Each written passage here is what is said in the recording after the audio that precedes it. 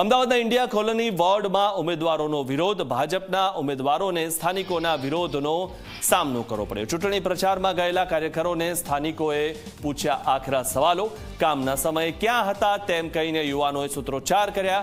પાયાની સુવિધાઓ મુદ્દે નેતાઓને યુવાઓએ ભારે રોષ બતાવ્યો। અત્યાર સુધી કેમ ના આવ્યા તેવા સવાલોથી વાતાવરણ ગરમ થઈ ગયું હતું। નેતાઓએ મામલો શાંત પાડ્યો, પ્રયાસ પણ કર્યો, પરંતુ લોકો શાંત ન થયા, કારણ કે છેલ્લા 5 વર્ષથી જે રીતે લોકો હેરાન થયા હશે અને હવે સવાલો કરી રહ્યા છે ત્યારે સવાલોના જવાબ નથી મળતા।